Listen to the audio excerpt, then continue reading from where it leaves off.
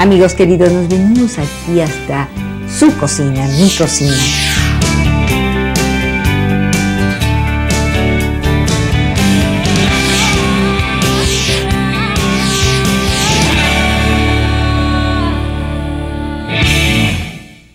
Qué gusto reencontrarnos en este espacio del sabor y del saber. Y hoy nos acompaña una mujer ejemplar por su valentía, dignidad e inteligencia en la lucha contra la delincuencia, corrupción y la impunidad. Sí, me refiero a doña Isabel Miranda de Wallace. Ya verán qué aleccionadora y provechosa va a ser nuestra conversación. Y como siempre, contamos con los profundos comentarios de Alejandro Ordórica, que hoy nos hablará de un pintor genial, Edvard Munch, que siempre nos llega a lo más hondo de nuestras entrañas. Así es que empecemos ya.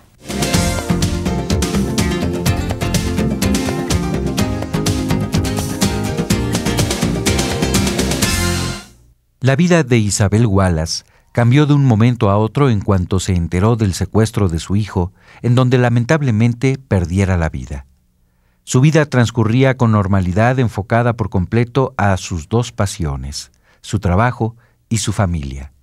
Una mujer que, dedicada a la educación, con estudios en logoterapia, desarrollo humano y programación neurolingüística, cuidaba a la vez de su hogar. En el año 2005, su vida dio un giro de 90 grados, ya que su hijo, Hugo Alberto Wallace, fue secuestrado y asesinado por una organización delictiva, lo que desde ese momento la llevó a investigar y detener a los culpables. No se conformó entonces con las respuestas de las autoridades correspondientes, que no respondieron ni en tiempo ni en forma. Así pasó ella de la vida privada a una estrujante vida pública que no solo le atrajo la atención de la ciudadanía, sino le ofreció su respaldo pleno. A la vez, tuvo que enfrentar muchos obstáculos y hasta amenazas que superó estoicamente. Ahora, tras de la tragedia personal, se ha convertido en un personaje respetado y admirado por la lucha emprendida que ha ido más allá de la detención de los secuestradores de su hijo. Ha combatido la impunidad e impulsado la denuncia del delito, pero en especial ha propuesto cambios hacia una mejor impartición de justicia. En efecto, presentó ya una iniciativa de ley a fin de conseguir mayores derechos a las víctimas del delito. Además, ha generado todo un movimiento de protesta contra la blanda e insuficiente sentencia que diera un juez respecto a uno de los secuestradores del joven Wallace. Fundadora de la organización Alto al Secuestro AC, brinda ahora asesoría a familiares y víctimas de secuestro. Se trata sin duda de una gran mujer, valiente y decidida, convertida ya en una meritada luchadora social que vela también por nuestros derechos. Con nosotros, una mexicana de excepción. Estamos con Isabel Miranda de Wallace, una mujer valiente que de verdad ha dado una lucha, pero muy fuerte, muy intensa, y que se ha convertido en todo un ejemplo. Una verdadera luchadora social que nos honra mucho que nos acompañe en el sabor del saber. Gracias, Isabel, de verdad, por estar aquí. Sabemos que, bueno, pues nos sobrecogió y nos sigue sobrecogiendo ese caso de tu hijo, que verdaderamente yo estoy cierta que si muchos y muchas hiciéramos lo que tú has hecho, otro México sería. Y yo quisiera que nos hablaras de las lecciones de vida que deja un hecho así tan estrujante como es la pérdida de un hijo, de un ser tan querido. Cuéntanos, porque yo siento que esto nos puede, pues, dar muchas lecciones. Gracias. Bueno, pues muchas gracias por la invitación. Yo creo que cuando para una mujer le arrebatan un hijo, de verdad te cambia la vida. Para nosotras las mujeres, al menos para mí, la maternidad constituyó un cambio tremendo en mi vida como ser humano. Es un antes y un después, y mira que fui madre muy joven. Y bueno, me confrontó con todo, o sea, puso a prueba mis valores, me hizo conocer el infierno, porque yo no entendía en mi formación cómo un ser humano había sido capaz de, por dinero, quitarle la libertad a mi hijo y después la vida. O sea, no lo entendía, no lo asimilaba. Entonces conocí lo peor del ser humano, pero también conocí la otra moneda, conocí la parte buena del ser humano, la parte solidaria, la parte bondadosa, y sobre todo corroboré lo que yo ya sabía, que tenía detrás de mí el soporte de una gran familia, y el amor que yo le tengo a Hugo sirvió de impulso para salir adelante también de ese dolor, porque yo ya no podía hacer algo diferente, ya no podía regresarlo a la vida, pero sí podía hacer justicia, y sí podía honrar su memoria, y sí podía evitar que otra madre y otra familia pasara por lo que nosotros habíamos pasado. Y eso es en lo que yo me enfrasqué, en encauzar mi dolor y mi rabia y mi impotencia en algo positivo. Pues es un gran ejemplo, de verdad. ¿Y qué pasa en México con nuestras autoridades en el campo de la justicia y de la seguridad pública?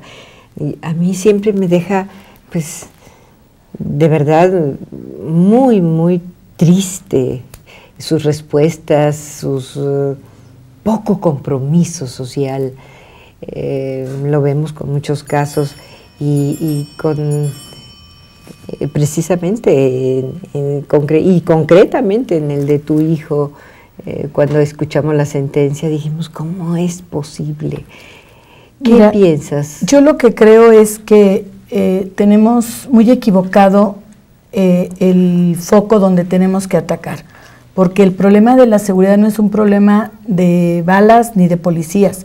El problema de la seguridad de nuestro país tiene que ver de una forma integral. Todo el sistema está colapsado. Te hablo del Poder Judicial, te hablo de la policía como tal, te hablo de la Procuración de Justicia. Todo está colapsado, todo está rebasado.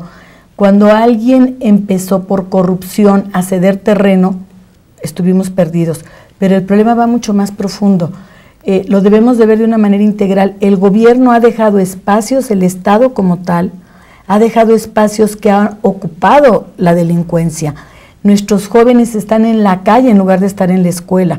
Debemos de trabajar de manera integral en invertir en un programa social, en cambiar las políticas de educación, porque estamos presos en un sindicato y en un sistema que no está funcionando para la educación.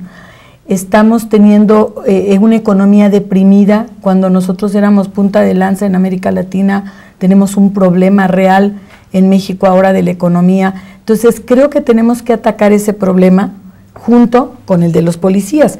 Las policías tienen que ser certificadas y tienen que tener procesos y de gestión las instituciones que las hagan fuerte, porque hoy por hoy desgraciadamente no contamos con instituciones fuertes. Pues sí, tienes toda la razón, y bueno, me gustaría seguir platicando de este tema regresando de una pequeña pausa.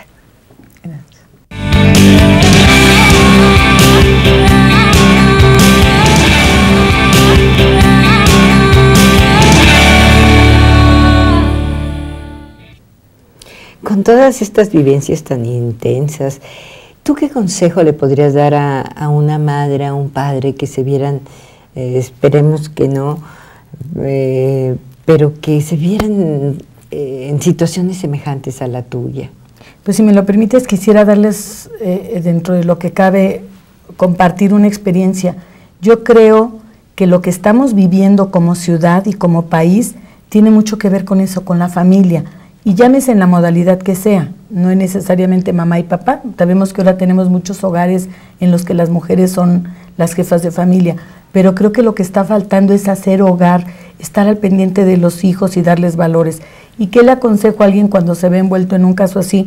En primer lugar, que dé parte a la autoridad, porque eso le va a legitimar cualquier acto que ella lleve a cabo para procurar justicia. Dos, que alguien que sea sensato tome las riendas de la situación, porque eso se vuelve un momento de crisis en el que se necesita cabeza fría y no únicamente el sentimiento. Se necesita tener una cabeza fría para saber qué hacer, cerrar la información, no poderla decir. Siempre hay vecinos que tratan de ayudar y no necesariamente porque nos amen nos van a dar el mejor consejo. Y la otra, que no se dejen llevar por malos consejeros. Me refiero a muchos negociadores que son charlatanes, o a mucha gente que dice que conoce a un amigo en tal policía. Lo mejor es ir con la autoridad y tener la asesoría pertinente. A pesar de que nuestras autoridades han dejado mucho que desear, pero indiscutiblemente eso es lo que tú aconsejas, acudir a la autoridad. Solamente por medio de ellos es que puedes procurar justicia y hacer algo. Ellos pueden intervenir teléfonos, pueden hacer lo que sea necesario, y nosotros como civiles no lo podemos hacer. Sí, está prohibido. Así es. ¿Y qué podríamos hacer para mejorar a México en este terreno? Pues los que tú juzgues. Pues mira, yo lo primero que le pediría a todos los mexicanos es que se cuestionen si lo que estamos viviendo les hace felices, si lo que estamos viviendo de inseguridad estamos contentos. Casi te puedo asegurar que la respuesta sería no. No, yo te lo digo así en automático, pero es un no rotundo, por supuesto, Isabel. Bueno, si no nos gusta eso, tenemos que cambiar las reglas del juego.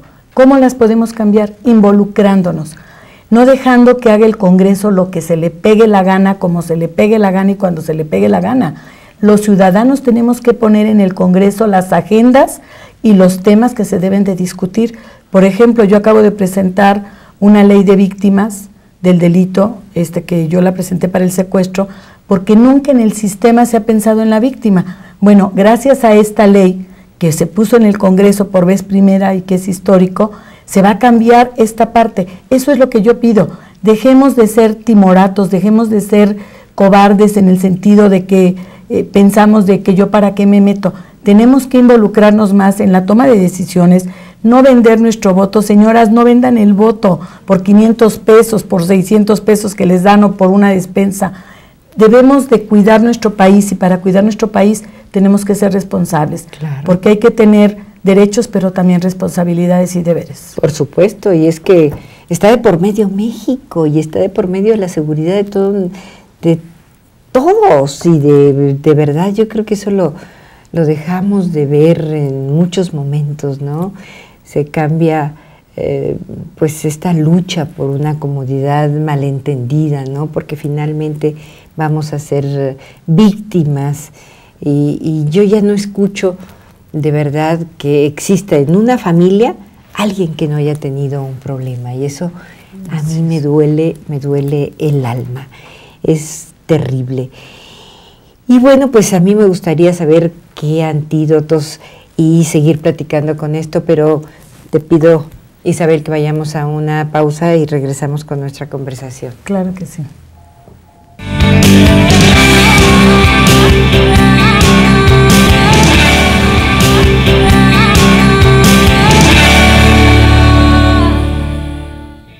Pues como platicábamos, Isabel, ¿qué antídotos hay que tú que lo has vivido con esta terrible dolor de una madre, de saber que perdió a un hijo? ¿Qué habría que hacer en este país? ¿Qué podemos ayudar? Yo siento que tenemos una gran responsabilidad. Claro. Mira, Marta, yo creo que la política del gobierno debe de ser hacia las clases pobres. No tenemos que inventar el hilo negro. Yo creo que cuando haya equilibrio dentro de las clases sociales, tendremos a gente en las escuelas, tenemos que darles oportunidades. Por ejemplo, en Colombia lo que se hizo fue a las ciudades más difíciles de accesar, las perdidas, se les pusieron las mejores bibliotecas, se les dio comunicación, se les dieron oportunidades de estudio y de empleo. Eso es lo que nosotros necesitamos en México, crear en todos estos cinturones de miseria oportunidades para la gente, que tengan un aliciente como ser humano, y también nosotros como sociedad tenemos que comprometernos más. Yo le pido que cada mexicano que puede echarle la mano a otro lo haga, que lo ayude, que lo enseñe, que le dé trabajo cuando pueda, aunque no sea un trabajo formal, pero de alguna manera tenemos que ir haciendo como la película Cadena de Favores, irnos ayudando unos a otros, porque en ese momento haremos de verdad un ejército de personas ayudándonos unos a otros, y estaremos tan inmersos en esta dinámica que la tendremos que cambiar, pero indudablemente que la educación y la cultura es el mejor antídoto. Hay países pobres que no están ligados a la violencia, ¿Y sabes por qué? Uno de ellos era Chile. Claro. Era un país pobre económicamente, pero ahora es un país súper importante porque le apostaron mucho a la educación. Corea también. Hay muchos países que han demostrado que por medio de la educación han sufrido una transformación de alejarse de la violencia y de tener una mejor económica. Ahí tenemos la pauta en la educación. Pues ojalá las autoridades escuchen de veras este llamado a la conciencia, de verdad que ya es un grito, porque es ahora o nunca, Isabel. Así Estoy consciente Estamos al filo de la verdad. navaja. Yo estoy muy pesimista del futuro de México, de la humanidad, pero me queda ese pequeño pues, horizonte de luz, porque tiene uno que seguir luchando y creyendo en este país tan maravilloso que nos ha dado muchas cosas muy hermosas, pero lamentablemente se ha ido apoderando pues todos los problemas que sabemos. Y bueno, pues mira, yo sé que recordar también da una fuerza y da, yo siento que un estímulo para seguir viviendo. Yo quisiera saber después de esto cómo manejas a tu familia, el seno de tu hogar, cómo conviven. Ya ves que este programa tiene un sello ahí que se llama El Sabor del Saber, porque precisamente hablamos de estos sabores que a veces son amargos, pero también entiendo que hay que seguir pues luchando por los que se quedaron. ¿Tú cómo lo manejas? ¿Siguen conviviendo, comiendo juntos? Mira, mi vida cambió muchísimo, cambió de veras de una manera drástica.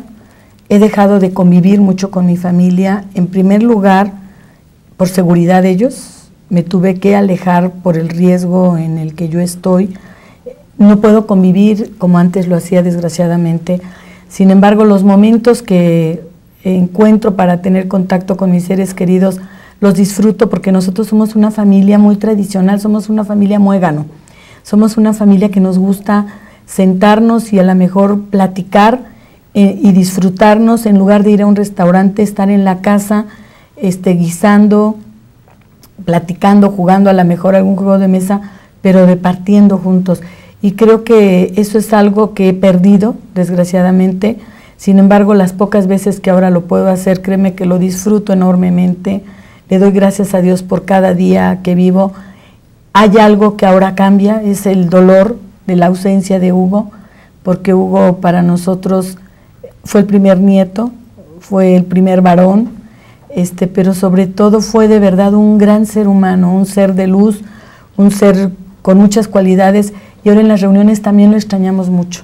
Claro que sí, yo sé, y bueno, pues desde aquí le enviamos también nuestra solidaridad y sabemos que existe un renacimiento y que estará pues rodeado de este amor de ustedes en donde se encuentre. Así es. Y así un platillo que tú recuerdes que haya sido su favorito de él. El filete Wellington, le encantaba cómo le preparaba yo el filete Wellington, ese era su preferido. Ay, pues algún día me vas a dar esa receta porque por supuesto que sí. La vamos a preparar en homenaje a Hugo. Gracias. Con mucho cariño y mucho respeto, de verdad, y otra vez nuestras más sinceras y de verdad felicitaciones porque eres un ejemplo. No, gracias a ti. Un ejemplo gracias. De amor y de valentía. No, gracias a ti. Y bueno, pues ahora los vamos a invitar a la participación de Alejandro Torrica, que siempre nos tiene pues muchas sorpresas muy interesantes.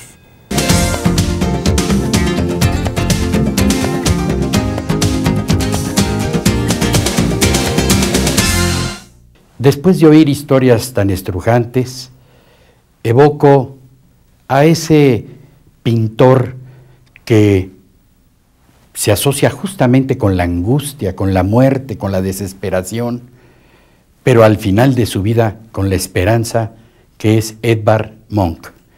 Y pienso sobre todo en uno de sus cuadros, el más conocido y reconocido, el grito.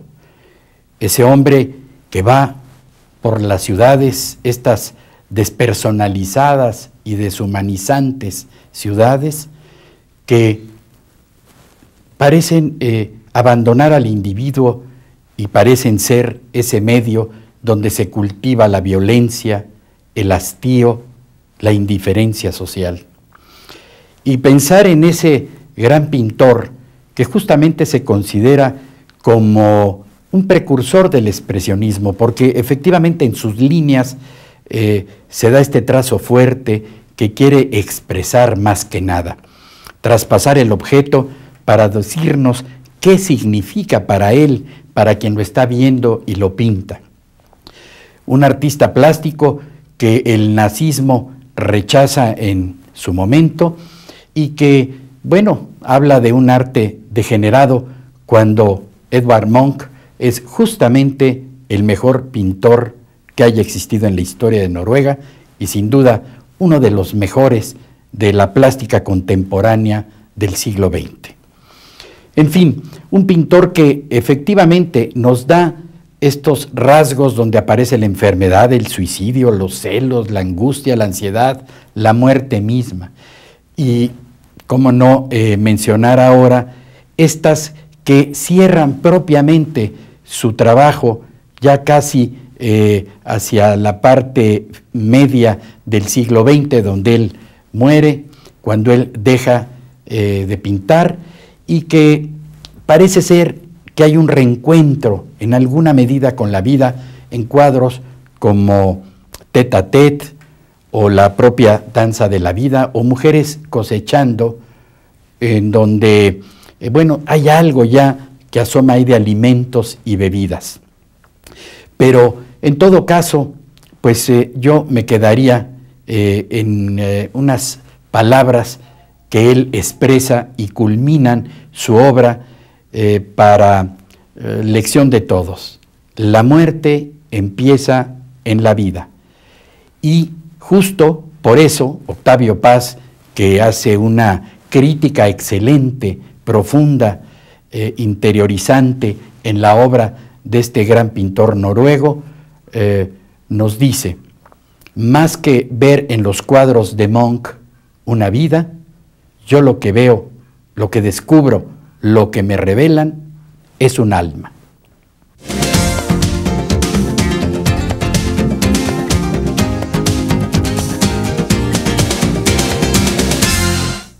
Amigas, amigos, como se los anticipé, esta fue una conversación muy elocuente, emotiva y que además nos debe de dejar muchas lecciones en nuestras vidas. Le agradecemos a doña Isabel Miranda de Wallace su presencia y por supuesto a Alejandro Ordorica su participación, que siempre es muy profunda, y a ustedes que siempre nos acompañan, todo nuestro reconocimiento porque son parte fundamental de este programa. Y ya saben que ahí está mi página de internet a sus órdenes.